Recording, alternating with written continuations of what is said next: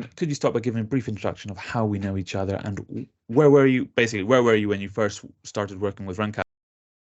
We know each other from Raven Housing Trust, where I was a project manager leading on a redevelopment of an ex-care home. And that was the first project that we'd assigned RenKap platform to conduct the site surveys for us. So that's where we first met. Brilliant. Thank you very much. Next one.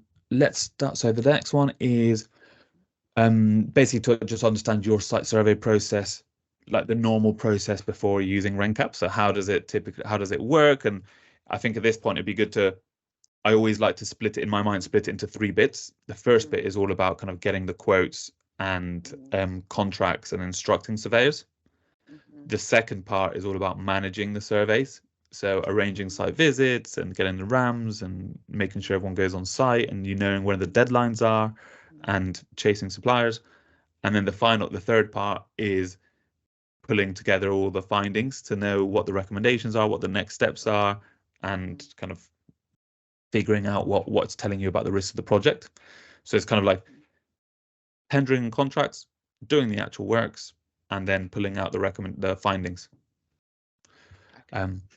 This is quite hard, isn't it? Even though it's simple, this interview is actually hard, isn't it? Feel the pressure.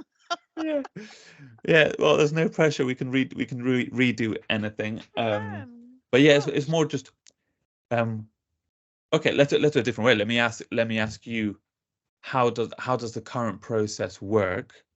How did the current process work when you were managing surveys? How would you have done it normally? What was the process to go through? Shall I say so? Are we being recorded now? Yeah, go for it. Oh, we are. Oh, right, great.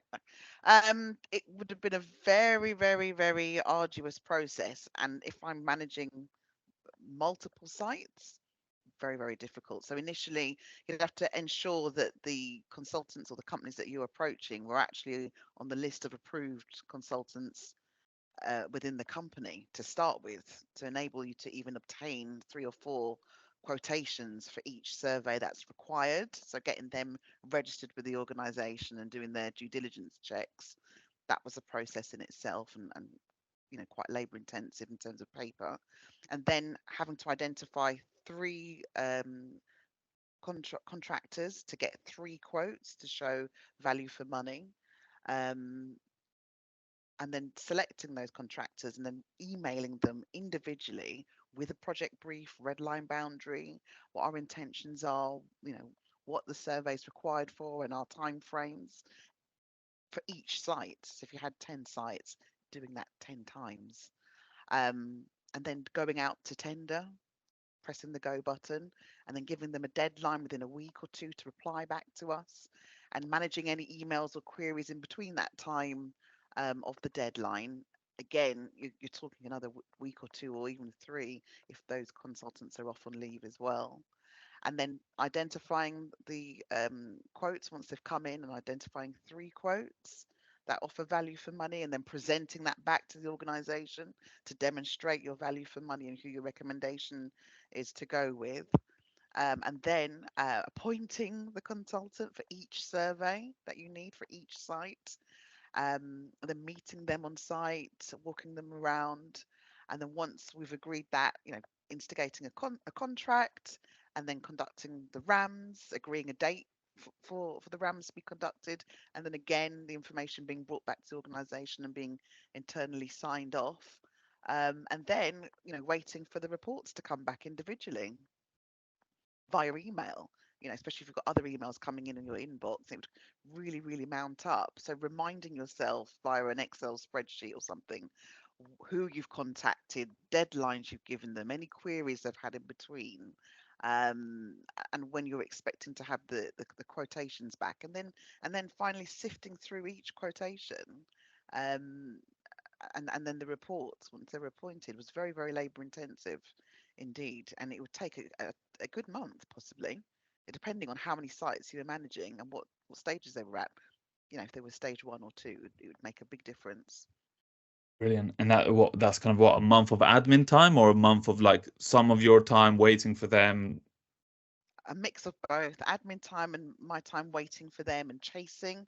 Mm, If you haven't contacted the right person, who is the right person, doing a fresh email, yeah, just regurgitating that information of your project brief, all of that information, especially for managing, brick by brick, as 10 or 11 sites at different stages. Some needed stage one, some needed stage two, some hadn't had enough of the stage one surveys, it needed a bit more.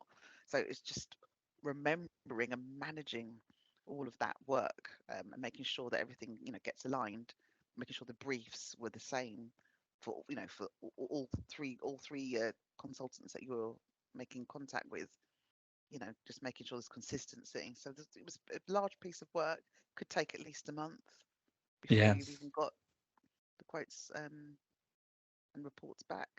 Yeah, that's actually when you were saying it like that, I was like, wow, that is a Mm. lot of stuff. It's a Um, lot. Mm.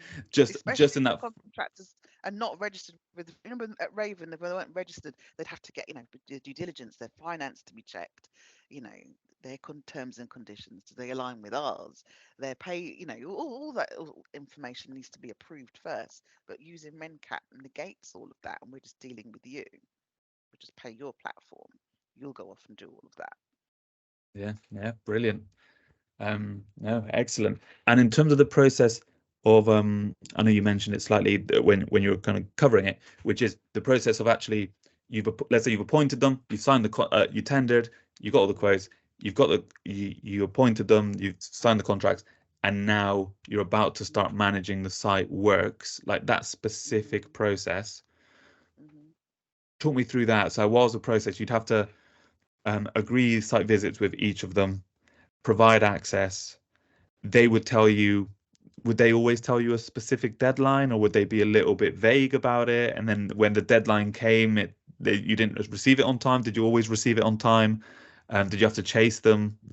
Yes, so it's liaising with the contractor and maybe housing management, depending if it's an infill site or if it's an open site with access, um, meeting them on site, writing to the residents so they're aware of the new faces around the area, um, trying to pin the contractor down to a time.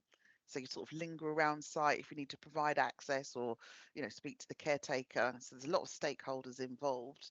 And then once they were provided access on site, you'd then ask for, 2 to 3 week turnaround for the surveys or reports, depending on how much detail that you need, and depending on their workload in terms of other projects that they're working on with other companies. Mm, Um, and sometimes those deadlines were missed, especially if you're busy doing other projects or other parts of your project. You may miss that deadline, and then you'd have to chase them up again, and then taking time to actually read through the reports. Whereas it was really helpful where RenKap were able to sort of traffic light the report at a very high level, so you could see if there are any items that you need to be aware of that were orange or red. Um, Otherwise, they'd have to read through each report and highlight those and then save them on the shared drive. It's very labour intensive.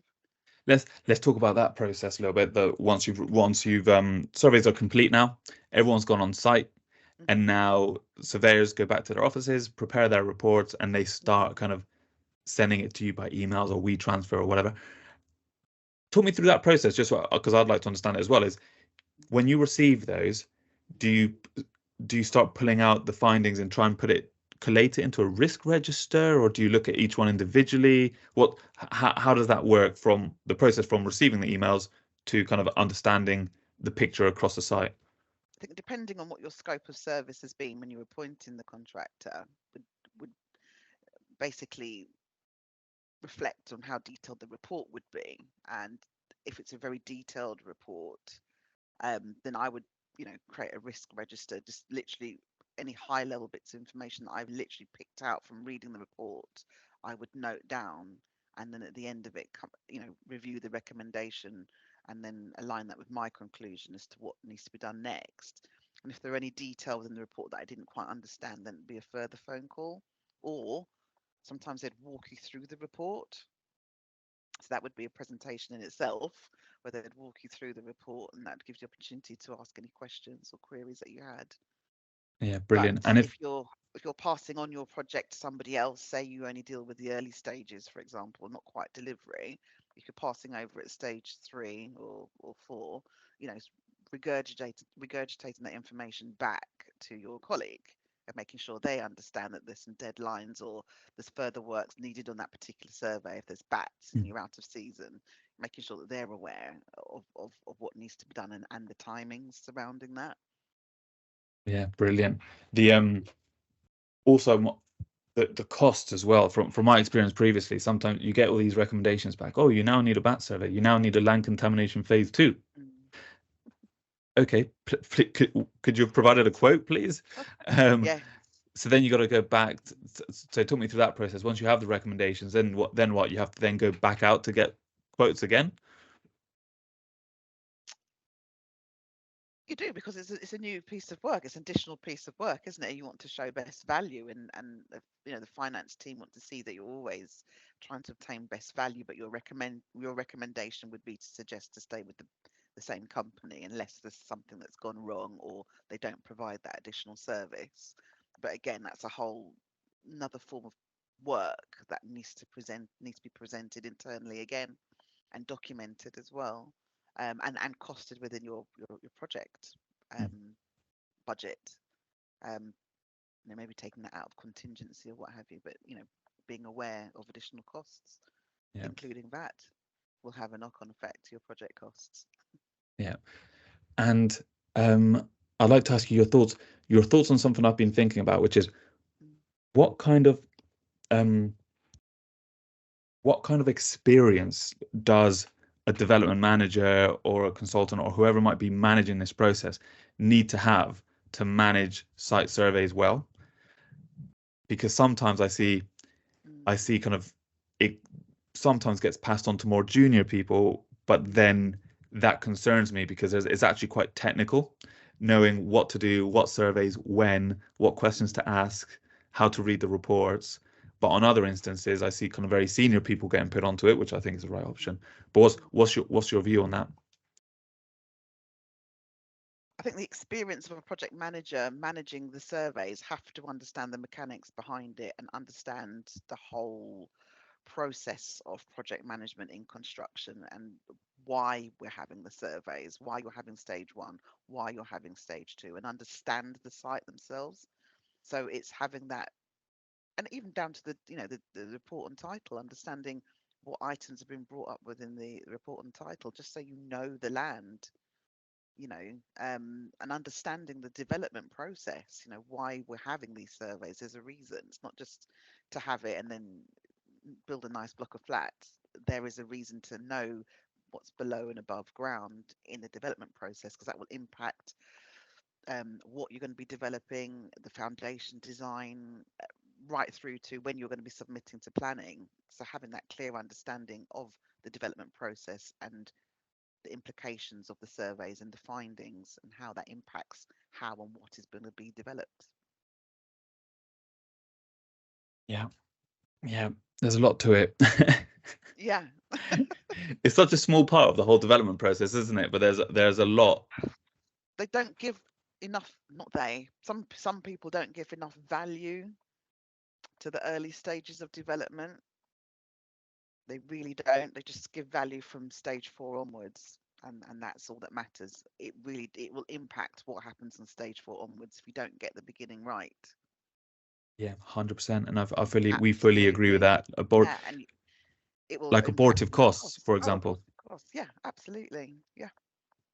It will have massive impacts on your cost plan, your budgeting, your appraisals, your revised costs, what's going to be built. You're making all these promises of we're going to build, 20 flats politically and socially to the community, and actually, once you've done further investigation, you can build 5.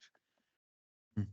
And having that below ground and that information about the ground and the site is key, and it has to have importance. Otherwise, it's going to affect delivery on the other end. But some people don't understand. You're actually kicking the can down the road. You're kicking the costs down the road, where it's going to get even more inflated. And how are you going to manage that? So try and get it right at the beginning. Yeah, Completely agree. Completely agree. Okay, brilliant. Thanks for sharing all of that. Really, really valuable. So we'll move on to the next section, which is essentially yeah. Oh, before we do, I just had one more question I just remembered. If I could ask you how long, obviously I know you talked about some timeframes, but for managing site surveys on kind of an individual site, if you had to do lots of surveys, typically how long would you say goes into that in terms of the tendering work, getting through prices, getting through procurement, instructing surveyors, obviously managing surveys is just going to be as long as surveys are, but then and then reviewing it at the end. Do you have kind of a view on that? You've got to get the scopes of services right, so that needs to be done properly and detailed. And depending if it, if it's stage 1 or stage 2 surveys, will impact the length of time and duration. I think you're looking at least a month if you're doing everything thoroughly and properly. At least a month. The scope of service, identifying who your contractors are going to be that you're going to approach, defining the brief, the red line boundary, supplying that information to them,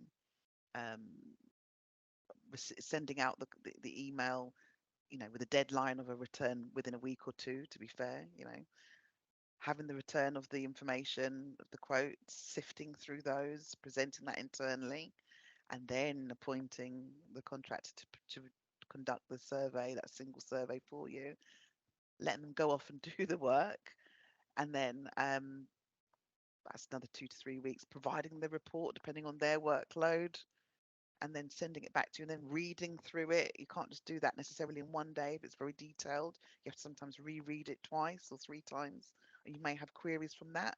So it could be 4 to 5 weeks, depending on Are the you saying 4 to complexity of the 5 weeks site. for the whole process, or Yes, yeah, for the whole yeah, process. yeah, Realistically, some people might say, oh, it would be 2 weeks, but it's not, because you're missing out key bits of information like the scope, and you still got to do that. Whereas RenKap will yeah? do all that for you. That's really interesting because we've had this discussion with people and they're like, oh, it doesn't take us that long. We can do it all in 2 weeks. And I'm like, Mm. you are missing a lot if you're doing it You in two are. Well, weeks. what are you doing? Because someone at Waltham Forest said, "I'll just go on AI or go online and get a scope of service. That's all right, just send that over." Well, no, it's not, because each site's different, and your scope of service will affect what information you get sent back. If you ask for next to nothing, you're going to get next to nothing, and that's going Mm, to be useless. yeah. So just even getting that right and making sure that this policy, all the policies and information are current and compliant and up to date, because information is changing all the time. Yeah. Yeah, brilliant. No, thanks for sharing that. All right, now we're getting into kind of the experience of using RenKap. It was a little while ago, so I understand that. So appreciate your help on this. Um, Okay. but yeah, the question here is kind of describe what it was like working with RenKap and going through this same process through the RenKap system, and how you experienced it. What were the things that you thought, oh my God, this element is so much better than this? What was kind of your initial experience of working with us? I was initially very skeptical because I was used to working through and getting the quotes myself and doing that labor intensive work. I was used to doing it. Doesn't mean it's the right way of doing things or the most efficient. So when the platform was introduced to me and I was asked to use it to conduct the site surveys, I was very, very skeptical. How is this going to work? And when I uploaded the red line boundary for the site, and I provided the postcode and the other information to RenKap and pinged that over, and then ticked the shopping basket of surveys that I needed, which were mostly stage 1 surveys, I was very shocked at how quickly the the quotes came back for the surveys. So literally one email of work or uploading online, and then I got all this information back. And then I found the RenKap platform a really helpful tool. It became a project management tool, part of my toolbox from when I was working, because I was able to go online and look at the reports in one place, easily accessible. Secondly, the traffic light system was really, really helpful to me to give me a high level summary of what key reports needed further work or additional surveys or information to look out for. And that helped me project plan my project in terms of when I could move on to stage 2, or when I should factor in the additional surveys that were needed, or when we were likely to you know go to planning or submit to planning. It helped me plan and progress my project in a much more efficient way. So I was very impressed once I actually had used the platform, of how easy it was to use. It wasn't hard at all, and how quickly I was able to get all the information back. I didn't have to contact each contractor to get a quote. It was already done. I did the brief once. I did the red line boundary upload once, and that was it. Ping, it was gone. A little bit ping and it was gone. I love that. Yeah, no, excellent. And was thanks for that great overview. Was there any kind of specific areas of it that you thought this is, for me, the most valuable part of the platform? Because exactly what you just said, there's the whole like quick tendering part, and then there's the project management element. Was there any specific bit which you thought that Jesus, that one was? It's highlighting the further additional works that was needed. So, the BAT survey revealed there was one BAT, and we needed to do a further BAT survey at a particular time of the year, the following year, because we're just out of season, and that was amber. And then there was a quote for that additional survey to be done, and that, well, I could have missed that very easily, or not understood the the implications of not doing the next survey on time, or it's just, that was a really good tool that helped me do my risk register in terms of running the project, because that was a key element. And that information came up in our design meetings as the project progressed, and that was always highlighted on our project risk register. So I found that really helpful. Brilliant.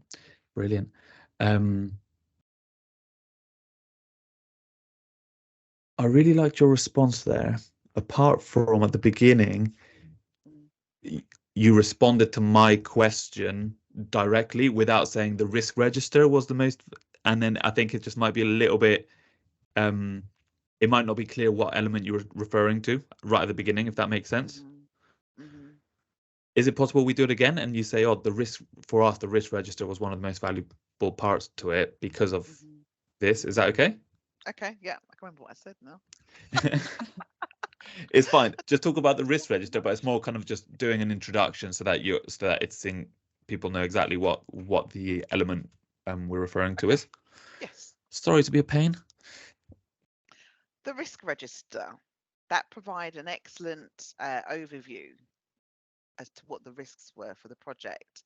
So the BAT survey, that identified that there was one BAT living at the site, and it recommended the time of year the following year to conduct the additional survey that was required, because it has to be done at a specific time of the year, a particular season.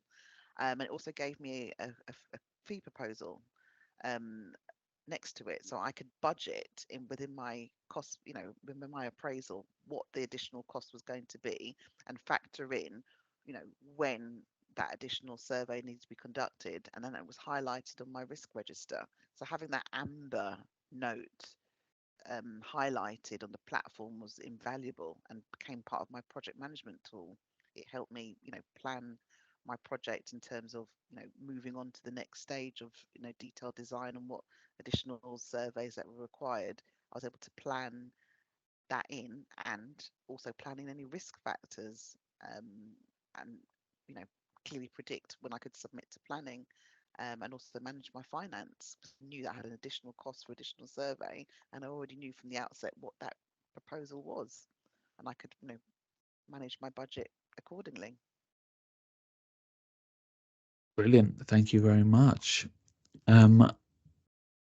Perfect. We've covered that section. Yeah, the next question is, do you have any constructive criticism or even areas for improvement that you think it would be really cool if you did this? Along the way of working with RenKap, if I had identified any improvements that would help the platform or help us as project managers work more efficiently. You've always listened and conducted it. So where I had identified at the early stages, RAMs that still needed to be done. Do you include that in your scope of services or etc.? You've incorporated that now, so that was good to see. I think where we're trying to spread the word as to how good RenKap is and how useful it is as a platform and a project management tool, and to help us with our small sites especially, it would be lovely to see a live demonstration. So if in the meeting there was somebody had a red line boundary, or even if you had an example of a red line boundary, you could literally upload it and say, look, within 2 seconds I've got 3 quotes, here they are. And it'd be even more personable if the organization had a red line boundary of a previous site that they'd worked on or a current site that they worked on. Then you could literally use it as a live demonstration, because people like to see things in real time. Mm. People Yeah, can really see, because just talking about it and walking through it, it's good to see, but when you see an actual red line boundary that your organization is working on or your team's working on, and oh look, you've just provided us with 3 quotes sort of for free, look at that. It would be amazing. brilliant. Okay. Well, it is for free because Oh, it is, isn't it? we've got what our kind of starter plan is 10 sites per year for free. Obviously, we charge the 15% on the instruction, but there's no subscription cost for using the platform until you do more than 10 sites. So really, without any cost to the organization, you can upload 10 sites, get 3 quotes for loads of surveys, and if you don't instruct, you've not paid anything. But so for Waltham Forest, I wasn't allowed to even upload until procurement and legal had approved. But if you in a demonstration to the team had said, you know, here is I don't know, if I gave you a site, a red line boundary for one site that I'd worked on, or I was looking at, in the demonstration you could say, well, this is one of the sites that Natalie's working on for the small sites program, and look, there's 3 quotes for your arboricultural surveys, because I Yeah. wouldn't be allowed to upload that until I've been given internal approval. But if Mia and everyone had seen that, I'd be like, oh, we've already got 3 quotes for that. Fantastic. Okay. So it really does work. It just brings it into reality. Yeah. It makes it Yeah. seem real. You mean, but with someone else's site with us because you So weren't allowed to? I wasn't allowed to, but Yeah. if you knew I was working on red brick car park and you could quickly done a red line boundary yourself, Yeah. let's just say, and you uploaded it, you could say, oh, I know that your organisation is looking at this particular car park. I've just done a rough outline of a red line boundary, and here's an example of a quotation for arboricultural survey. There's 3. Yeah, no, it's really It good. makes it real. Yeah, yeah, definitely. I think that's a really good idea. What I'm going to do is I'm going to ask one of my clients the next time they do a site, let's do a video, share your screen, Yes. and let's post that. And I think it's a really good idea for something to post. Okay. Okay. Thank you very much. We'll do that. And then question here is, yeah, how obviously I know your answer to this one. Um but how likely would you be to recommend RenKap to other parties? I would recommend RenKap to other parties. I think it's extremely important to understand the value of your site surveys for stage 1 and stage 2. And also, as a senior project manager, the value in using this platform as part of your project management toolkit is really, really important, very important, and it'll help you work very efficiently, especially when you're managing multiple sites. It Yeah. cuts out the work of having to do all of the labour-intensive emailing and following up and chasing to individual contractors. This one platform will do it all for you. Lovely. Cool. And then let's say that someone was considering using us, similar to you, they'll be skeptical because they're like, what? I've always done it this way, and Yeah. new tech company, they don't know what they're doing. Mm-hmm. Yeah, what would you say to someone who's considering using RenKap and might be in that position? I would say use the site, look at all of the Oh, let me rewind that one, Gonzalo. Yeah, sure. I would say use the RenKap site. There are different options in terms of packages that you offer, and I know that you can use the site to upload 10 sites for free to see if you could find any use or value in using this platform in terms of obtaining surveys. And just by uploading a few sites as an example or a test site, you will immediately see the value when you obtain the quotes immediately in one click of a button. You can't get any quicker than that. And you can literally immediately update your appraisal if needs be with new figures. How fantastic is that? In one hour. Brilliant. That was cool. You need to be a marketer, Natalie. Jesus. I do, don't I? Dropped a lot of one-liners there. I Love it. did. Yeah, no, thank you so much. Thank you so much for that. We've covered all the kind of key questions there, and loads of really valuable feedback. So thank you so much for sharing that. It's really helpful for the business, for me, for the growth. That's fine. This is the sort of stuff. It's exactly what you said. It's Mm, I can imagine there's a lot of people who are skeptical but don't have the belief in kind of tech businesses to try it out and want to explore it as a better solution. They might just be like, oh, that sounds too good to be true, next. So thank you first of all for trying it when you were at Raven previously, and yeah, that's what we want to break through, and hopefully by getting past customers and existing customers to show their experience, people can start realizing, okay, hold on, this is working for them, so it should work for us as well. Yeah, absolutely. And I think once you capture people, if you've got a meeting actually booked in with anybody, any organization, you've captured them. And I guess it's making best use of that, which you do, walking them through the platform, the benefits of using the platform, the surveys. But even if you had an interview of, somebody working in another local authority or housing association where they've actually used it, and like I said, if you could get to know one or two of their sites that the organisation is currently working on, if you upload that red line boundary, a rough one, and say, look, what surveys would you be interested in for this particular site? You could literally upload it and say, look, I've got you 3 agricultural quotes already, just within our session here.